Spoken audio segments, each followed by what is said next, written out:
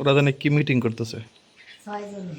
একবার আমি নিজে দেখছি মিটিং করতেছিল, পরে একজনের শাস্তি হয়েছে, পরে ওরা এক ঠোকর দিয়ে আর একটা নিচে ফেলাই দিছে পানির মধ্যে একবারে। আসলেই টাইম আসে, কথা সত্য। ওই পুকুরের উপরে, জালের উপরে অনেকক্ষণ ধরে চিল্লা চিল্লা, আরে চেঁচামেচি, পুরো বাড়ি আলো জ্বলে লেগেছে, মানে অনেকগুলা পাখি। হঠাৎ করে একটা পাখি ঠোকর দিয়ে ফেলাই দিল, পরে সবাই যার তারে জায়গায় চলে গেল। তার মানে এটা বিচার হয়েছে না, নিশ্চয় ওরে মারছিল, পরে ও বিচার দিছে, সালিশে ওর শাস্তি দিছে, শাস্তি দিছে, শেষ।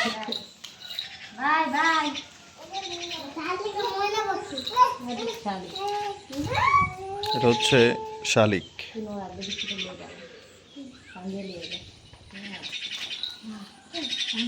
ওই যে তিনজন পুরো আলোচনায় মগ্ন।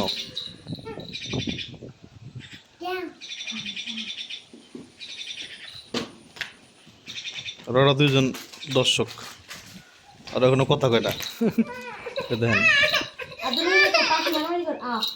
আর যোগ দিছে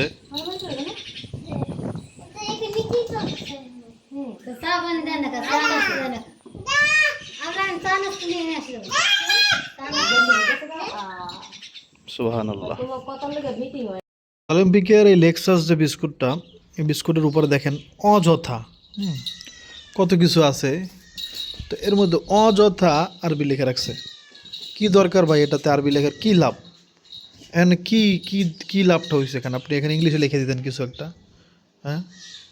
আরবি লেখা শুধু শুধু এটা বিভিন্ন জায়গায় পড়ে থাকে, মানুষ পাড়ায় গুণাগার হইতেছে, কোম্পানিও গুণাগার হইতেছে, কোম্পানির মালিক গুণাগার হইতেছে, মানুষও গুণাগার হইতেছে।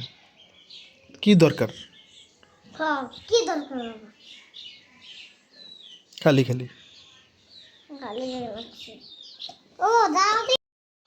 আলহামদুলিল্লাহ, আজকে তো নুরজান পুরো মন জয় করে ফেলছে। একদিকে আলু ভর্তা, একদিকে সেই প্লেন ডাল ভর্তা, মরিচ ভর্তা, তারপরে হচ্ছে এটা কলমি শাক ভাজি। এটা খাইয়া তো ভাই পুরো মন জয় করে ফেলছে নুরজান আজকে আমার। একে তো শাক তো বুঝিনি ভাই, সেই মজা হয়েছে। বিসমিল্লাহ।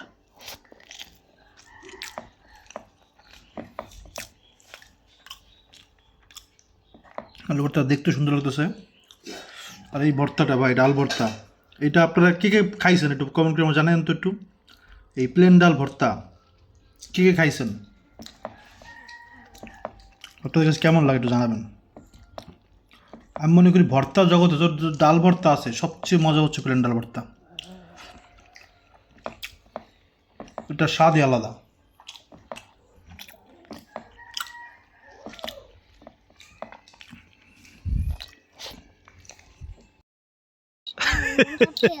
আব্রাহিম গাছ উঠাই দিছি, উঠতে চাইতেছে, কান্না করতেছে, বাবা গাছ উঠবো উঠে দিছে। এখন উপরে কলা দেখে বলতেছে, বাবা আহার কপাল দেখো। আমি কি কয়, দেখো মৌমাছিতে কলাটা খেয়ে ফেললো।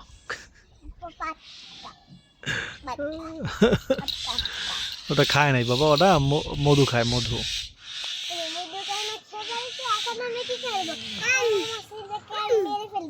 আলহামদুলিল্লাহ, এই কলার ছড়াটা অনেক বড় হয়েছে, অনেক বড়।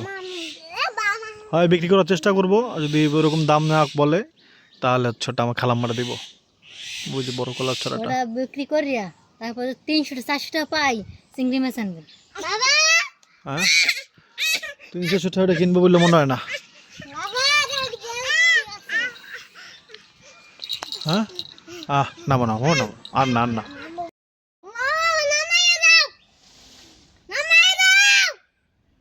ছাগল পালক দেখেন,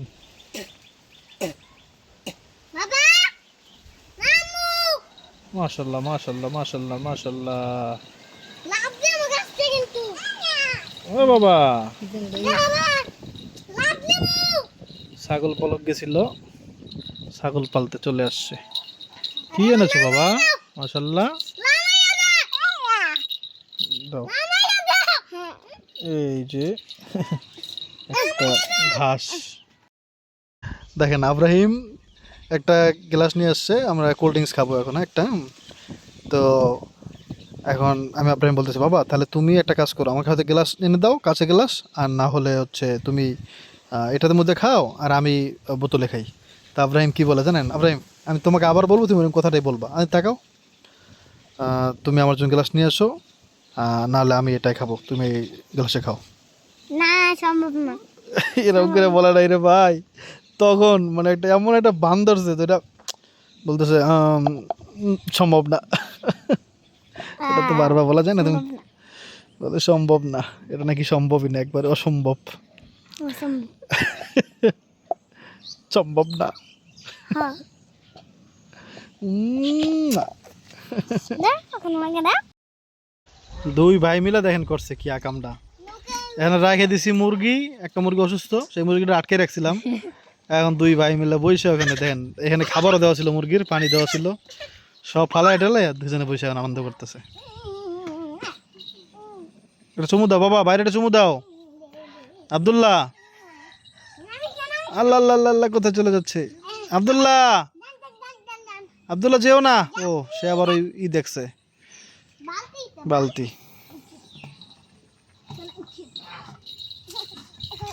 মাশাল্লাহ মাশাল্লাহ মাশাল্লাহ, আর মা দেখছে, মা, আরে মা, আবা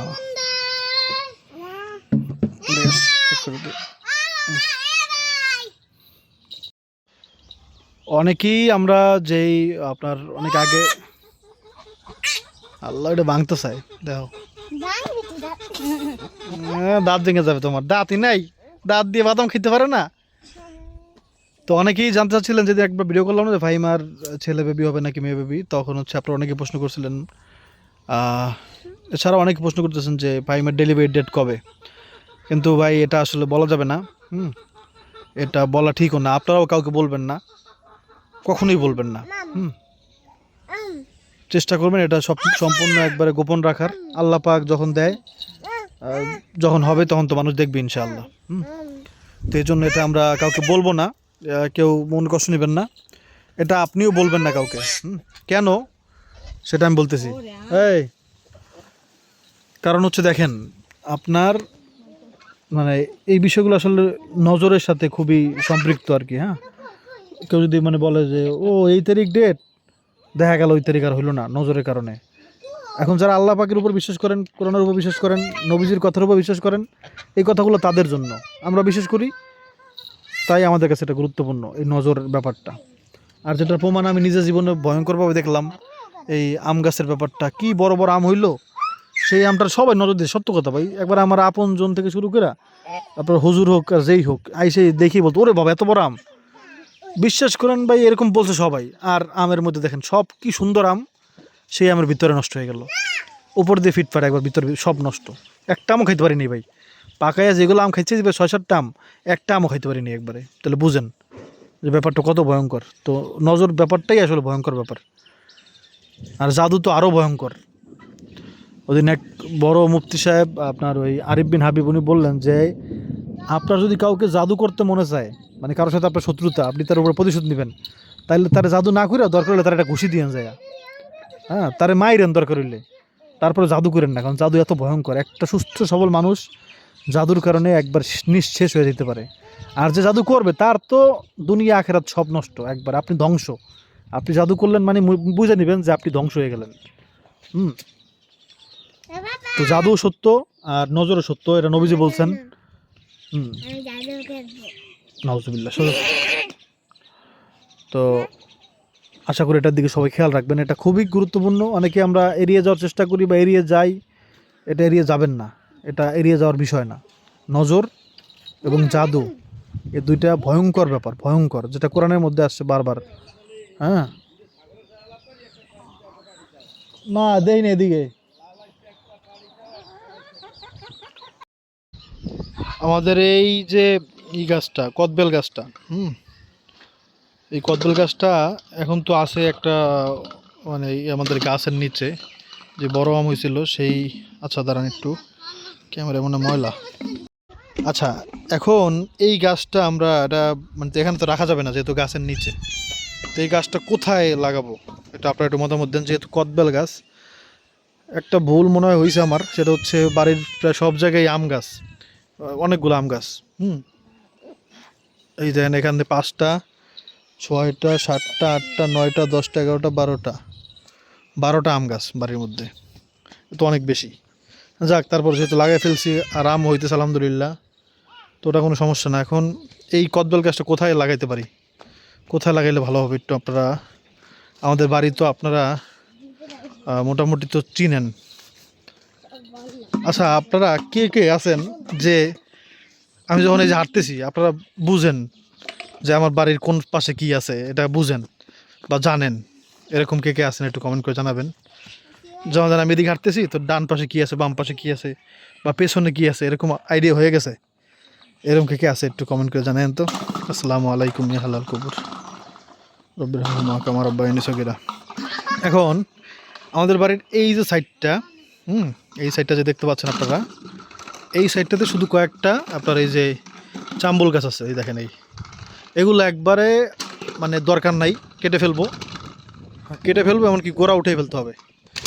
কারণ এই গাছ লাগাই 3 বছর হয়ে গেছে আম গাছের সাথে, সেই গাছ মাত্র এতটুকু হয়েছে, দেখেন কি চিকন চিকন গাছ, দেখেন এই 3 বছরের গাছ, 3 বছর না প্রায় 3.5-4 বছর, তাহলে এই গাছ রাখার তো কোনো মানে হয় না। এই চোরগুলো লাগবে, ফলা সরাও, সরাও, বন্ধ করে সরাও, মারবো কিন্তু আইসা। তো এই সাইডটা পুরোটাই ধরেন ফাঁকা আছে, ওই খালি কোনো একটা নারকেল গাছ, এছাড়া এদিকে আর কোনো গাছ আমি কিন্তু লাগাই নেই, খালি এই চাম্বুল গাছ ছাড়া। আর সামনে তো ভাই কদবেল গাছ লাগানো ঠিক হবে কিনা। আর এই সাইডটাতে এখানে আম গাছ আছে, একটা আম গাছ, 2টা আম গাছ, 3টা আম গাছ। তো এইখানেও সামনের জায়গা আছে, যেমন এই গাছ থেকে এই গাছের মধ্যে কোনো গাছ নাই, এই একটা জায়গা, সেখানে আবার ওই গাছ বড় হইতে দিবে না, যেহেতু তার আছে, কেটে দিবে পরে ওই কারেন্টের লোকের আইসা। তো এইখানে জায়গা আছে 2 গাছের মাঝখানে বা 3 গাছের মাঝখানে বা এদিকে। আর এখানে তো বললাম পুরোটাই ফাঁকা, ও সরি ফাঁকা না, একটা গাছ আছে এখানে, এইখানে একটা সবে এই শরীফা গাছ আছে একটা।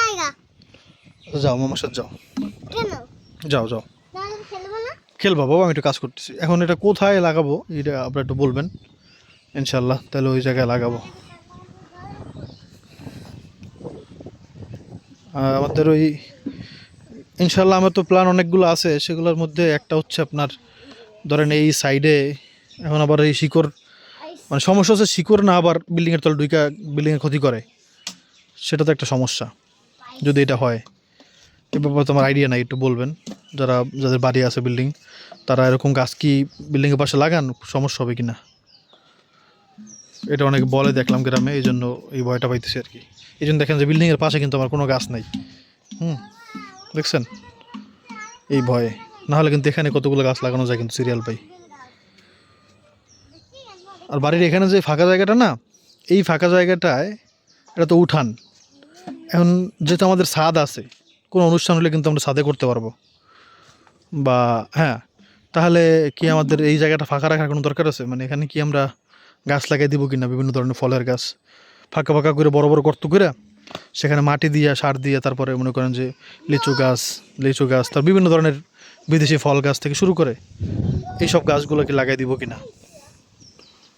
যেহেতু ভালো একটা জায়গা আছে আলহামদুলিল্লাহ, এখানে বেশ অনেকগুলা গাছ আপনার ধরেন যদি আইডিয়া করেও বলি, 1টা 2টা 3টা 4টা 5টা 6টা, 6 12, এখানে 20টা গাছ লাগানো যাবে একবার ইজিলি, যেহেতু এতখানি জায়গা এখানে ফাঁকা একেবারে, তাই না? তো 20টা গাছ তো এখানে হয়ে যাবে।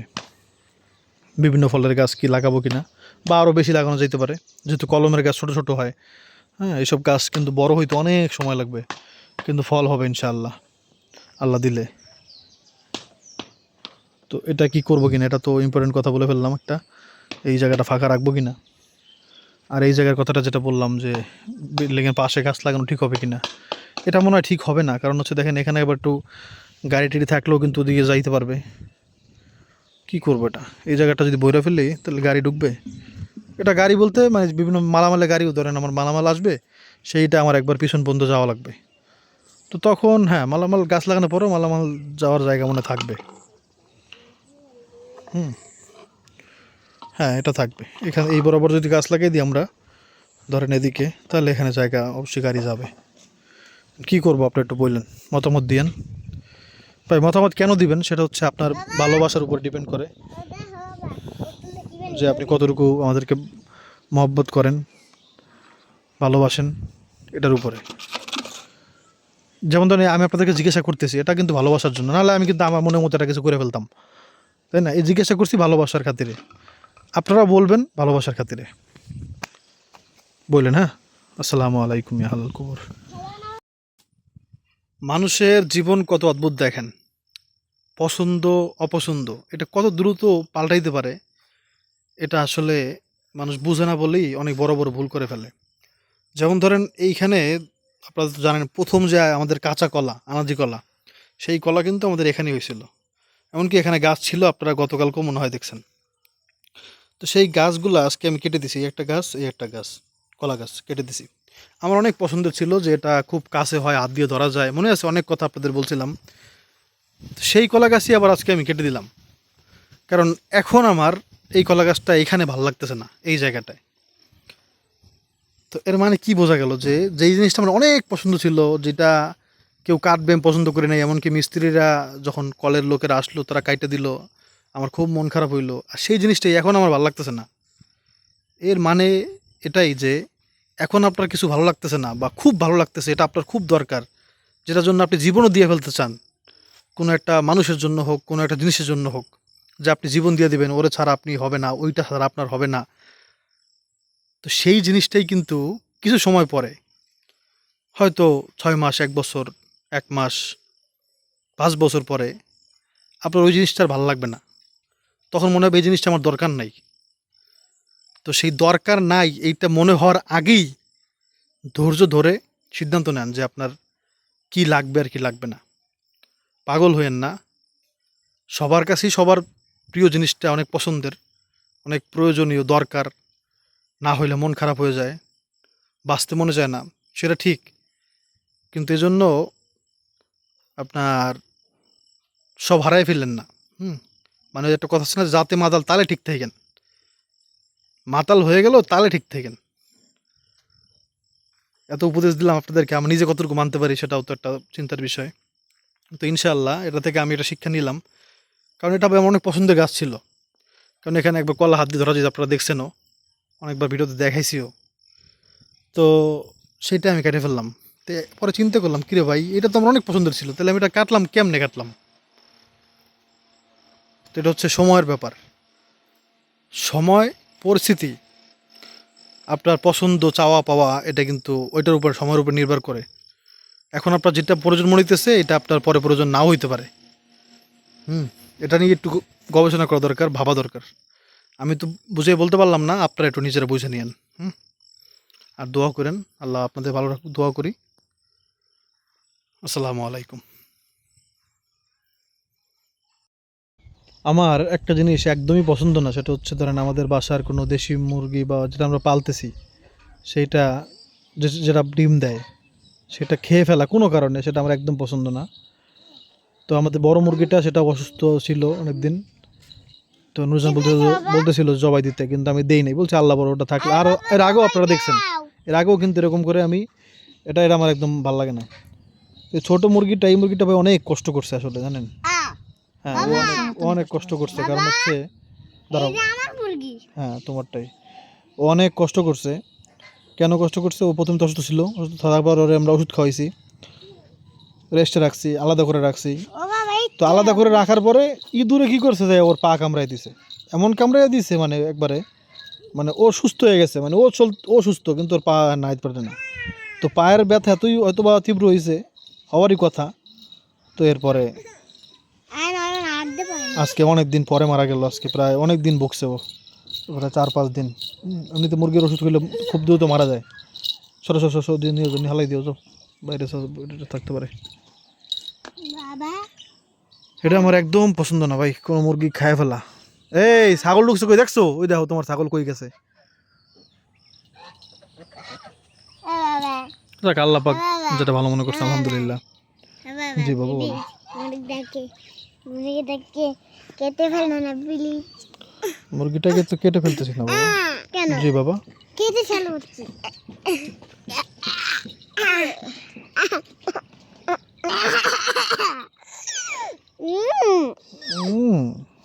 এসে ব্যথা ব্যথা, ওরকম বেশিক্ষণ চেপে রাখবা না। দেখ দিয়ে কয়েলি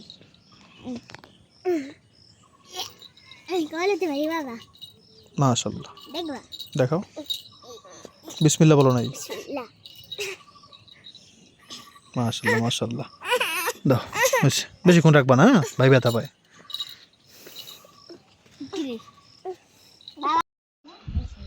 আজকে তো অনেক কিছু আপনাদের কাছে জানতে চাইতেছি, আরও একটু বেশি এটা আরও জানা ইম্পর্টেন্ট। দেখেন এইখানে আমরা বালি রাখছি, কিন্তু এটা হচ্ছে আস্তর বালু। এখন এই বালু কিন্তু রাখছি অনেক দিন হয়ে গেছে, আর আগে তো এই বালুর উপরে এই যে দেখেন এটা পলিথিন দেওয়া ছিল, কিন্তু সেই পলিথিনটা হচ্ছে নষ্ট হয়ে গেছে। এখন বালু তো এক জায়গায় জমা, এটাতে তো আর বিল্ডিংয়ের ক্ষতি হওয়ার কথা না, কিন্তু বালুর সাথে যে পানিটা জমতেছে এখানে, কারণ যেহেতু ডাইরেক্ট পানি পড়তেছে, এতে কি ছাদের ক্ষতি হবে কিনা, কোনো ড্যামেজ হবে কিনা, এটা একটু বললেন তো। তাহলে আবার একটা পলিথিন কিনে এটা দিতে হবে। ছাদে দেখেন ঘাস হয়ে গেছে বালির উপরে, আর টাইসন খালি এখানে গর্ত করে, তো আগেও দেখছেন আপনারা। একটু বললেন, হ্যাঁ এদিকে ড্যামেজ হবে না ইনশাল্লাহ। এখান থেকে আমরা বৃষ্টি হইলে একটু পানি আটকে যায় যদিও, কারণ এখান থেকে গাছের পাতা পড়ে, তো এই পাতাটা একবার এখানে জমা হয় দেখছেন এই, আর এই কোনার থেকেই হচ্ছে পানি পড়া জায়গাটা। তো মাঝে মাঝে পাতা পরিষ্কার না করলে তখন জায়গা যায় না, একটু পানি জমে। তবে এটা বেশি ইম্পর্টেন্ট ব্যাপার, বালুটা। যেহেতু সমস্যা নাই, আল্লাহ পাক চাইলে ইনশাল্লাহ শীতকালে এটা আর থাকবে না।